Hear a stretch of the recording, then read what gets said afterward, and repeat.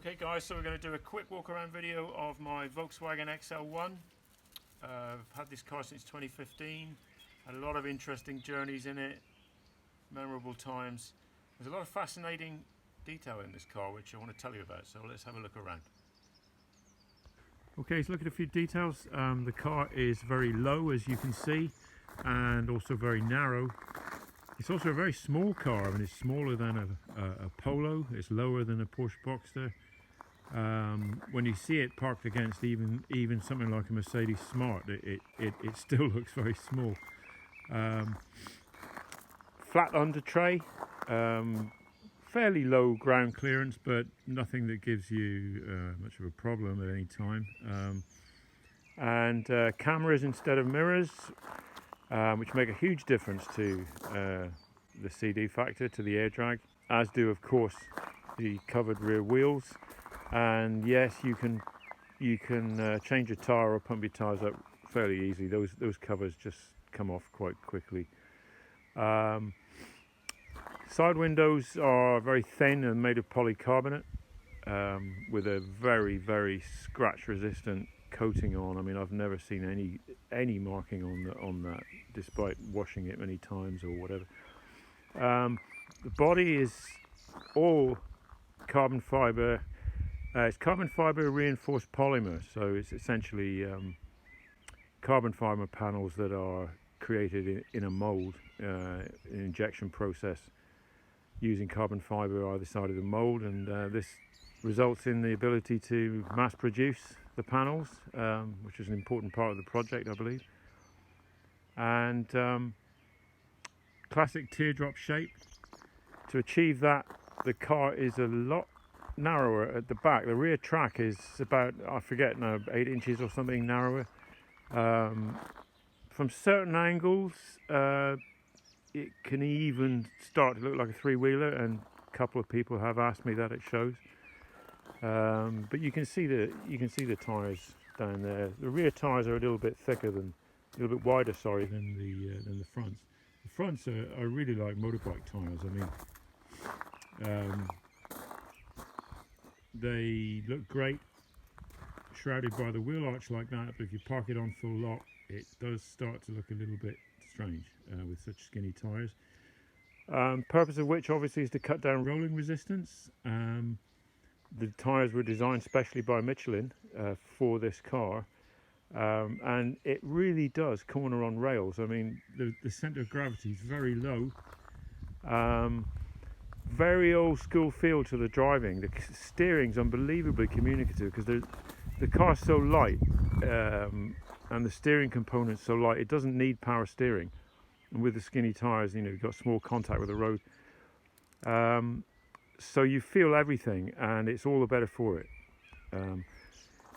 Staggered seating, so that gives more elbow room, which is another way they managed to get the width of the car down for aerodynamic purposes. The sills are still quite wide, and that's because the car has a very strong carbon fibre safety cell in the style of Formula One, well, not style, but in the same kind of level of safety. It's incredibly strong, and the suspension components, the trailing arm suspension at the back, are bolted onto that carbon fibre tub in the middle. And here, the doors, by the way, are just astounding. I mean, the fit of the panels on this car is amazing. It's absolute precision. The build quality in general is out of this world. As you can see here, they've got Pyrotechnic hinges, so the doors can be pushed off because the hinges will explode if the car ends up upside down in an accident. The front section, there's no access to that by the owner, so that's service only, and it's where the battery lives. There's a 5 kilowatt battery that powers the car. That's a hybrid, obviously, a diesel electric hybrid. The battery is lightweight and small. Like everything on this car, it's all about saving weight and making the car more slippery, and of course getting the maximum efficiency from the drivetrain, which is a diesel electric hybrid with a 48 horsepower 2-cylinder turbo diesel. It's actually half a Golf engine, or at least it started life as a 4-cylinder turbo diesel, as typically found in a Golf, and I believe they developed the engine from that start point. So it's now an 830cc 2-cylinder turbo diesel in line with a 25 kilowatt electric motor powered by a 5 kilowatt battery. So you get 31 miles, 50 kilometers on a charge if you force the car to drive on electricity alone, which is good if you've got plenty of charge left and you're on the way home feeling a bit tired and want a nice quiet ride. But the car's supposed to take care of itself. The computer control decides what will be propelling the car at any one moment. It could be the diesel engine alone, or the battery alone, or both. Or for a good percentage of the time, maybe 30-40% of the time you're driving, the car just isn't being propelled at all. It likes to freewheel, or sail as VW call it. And you really notice that, for example, on the motorway, if you're doing 70 miles an hour with the cruise on, there might be a slight incline downward and you can't really see it looking at the landscape, but you suddenly realize there's no propulsion going on your little screen that tells you what's powering what. And that can go on for ages, and you think, well, hang on a minute, how is this car being powered? And it's just because the car is so incredibly slippery that the slightest incline and it doesn't need power. Partly explains how you can get, well, typically I get 120 to 150 miles per gallon. That's just driving it without any thought for economy. 300 miles on a tank, which is a 10-litre, little tiny 10-litre fuel tank. That's good for 300 miles usually. Probably get more like 400 if I really tickled it along the road, but you know, I just like to cruise around without any thought for how I'm driving it, just enjoy the drive. Okay, so let's have a quick look in the engine bay. You got this big fan here which pulls air out of the hot engine bay. The air enters the area through the vents at the back with the natural path of the air and the aerodynamics of the car. It's sucked in the back. Two cooling circuits, one for the high power electronics, one for the 2-cylinder turbo diesel engine. You can see the engine down there. That's the particulate filter, and it's a little ditty turbo in there. High power electronics here, and over here we've got a 25 kilowatt electric motor in line with the diesel engine via a 7-speed DSG gearbox with a twin clutch, so 3 clutches altogether, which allows the computer to control the car and use any of the various methods of propulsion at any one moment, depending on what's more efficient. So it might be just the engine, it might be just the electric motor, it might be both. Or if it's more efficient to do so, then the car will just freewheel. And it does a lot of that because the slightest downward incline, and it loves to roll away due to being so slippery. It's been very reliable, this car. As any new VW would be, really, I guess. The build quality is on the same level as anything else they make. And the fit and finish is extraordinary. It's beautifully finished. See how these rear panels, all these rear panels, side panels, and the panel here, and the floor panels of the car underneath the car all come off very quickly with one tool, so that when you actually service the engine, you're just dealing with a carbon fibre skeleton with the engine all exposed. So you know, it's a lot more straightforward to service than you might imagine. So as you can see, there's a pretty decent sized boot or trunk on this car. It's about 140 litres, I think. That's reasonably practical, you know, for a weekend away with some squashy bags or whatever. I have been away for a weekend a couple of times, the two of us, and with the dog, I might add, and didn't have any problem. And in addition, you can get probably about another 40 to 60, maybe more litres behind the driver's seat. There's a storage compartment down there and room for several squashy bags piled one on top of another. So yeah, it's, you know, for two people, this is a pretty practical commuter car, I would say, and it's comfortable too. The seats are, they must have spent a lot of time getting them correct. I don't get any back pain or anything on these seats, and the position ergonomically is excellent. You probably recognize some of the controls and the instrument binnacle from the VW Up, and some other switchgear from VW vans and so on. Interestingly, the door release handle there is the same part, I'm told, as in the Aventador. So yeah, there's a cup holder which you can take the center part out and make it wider. Electronic handbrake, obviously, a little cubby there with a sliding cover. 7-speed automatic. The car's got most mod cons you need these days. It's got a good aircon system, very lightweight system, and it's got a nice sat nav and Bluetooth, all that kind of thing.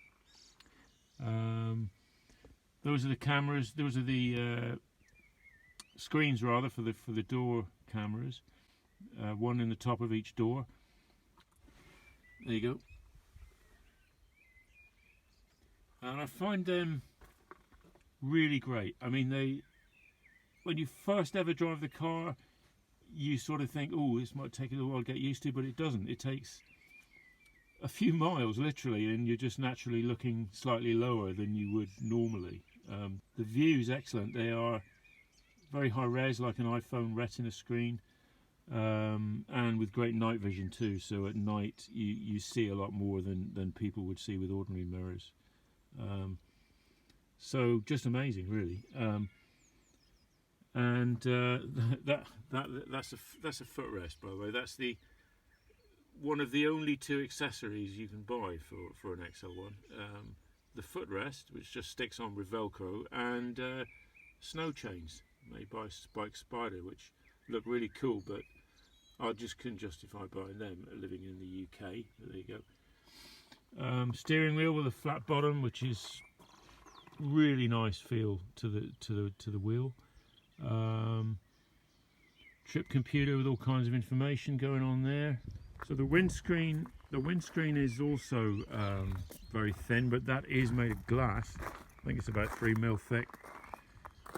Again, to save weight. And LED headlamps. They're very powerful.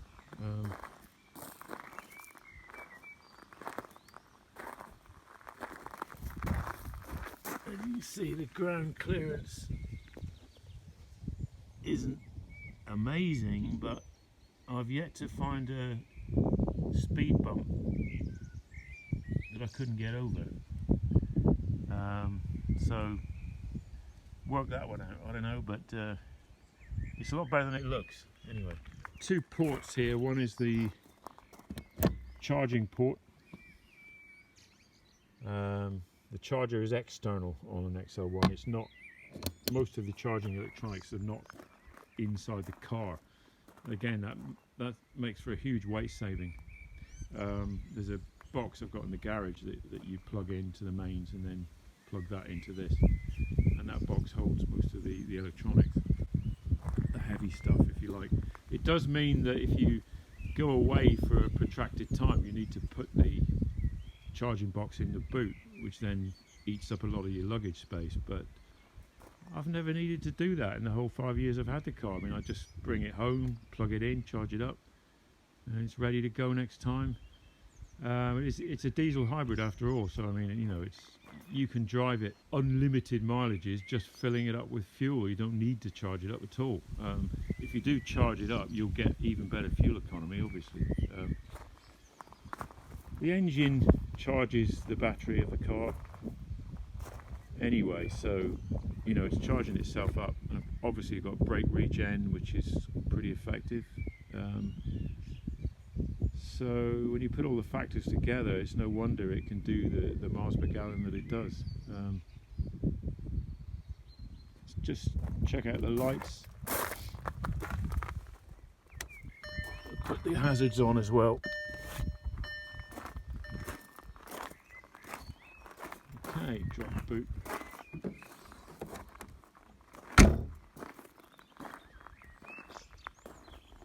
Makes for a pretty cool light show. You can imagine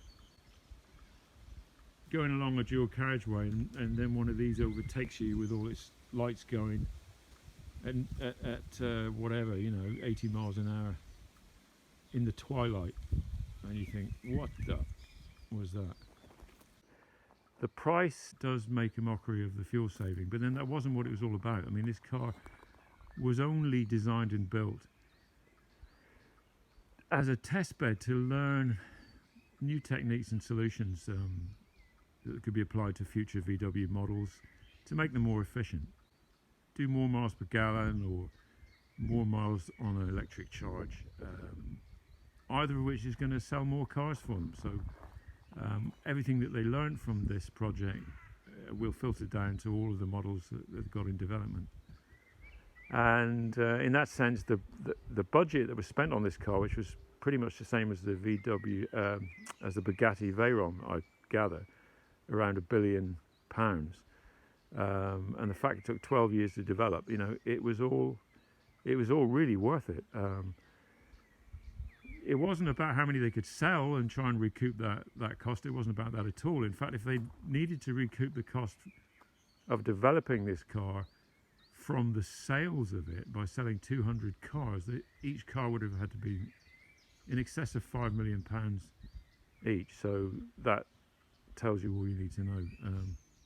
How did I come by this car? Well, it really was as simple as I noticed that it was being developed over a long period of time. I noticed it was there and it was going to be a real thing one day. And first time I ever saw it online, I just thought this is maybe the car I've always been waiting for. I mean, it was just so futuristic, so beautiful to look at. And diminutive, you know, really small and convenient, like a sort of personal space pod. You know, stayed in touch with VW, and it turned out that eventually they were going to sell 200 cars, and something like 30 cars were planned to come to the UK. So I got my name down, and they contacted me eventually, say they were taking orders. So that was that, and 9 months later it arrived. That was in July 2015, and I've just had an amazing time with it. Like I say, I've done over 7,000 miles, and probably 3/4 of that has been going to car events, motoring events of one kind or another and back. I entered it in the Pirelli Prestige Performance Concours at Salon Privé, and it was amazing. I mean, you can imagine the sort of cars were entered, and yet this car got a runner-up trophy, so that was a really good start to my ownership. So yeah, that's basically it, and there's a lot more technical details, but I'll put some of that in the text to accompany this post, and hopefully that'll cover it. If you've got any questions, stick them in the comments below, and I love talking about the car, so the more the merrier. Okay guys, that's it, bye.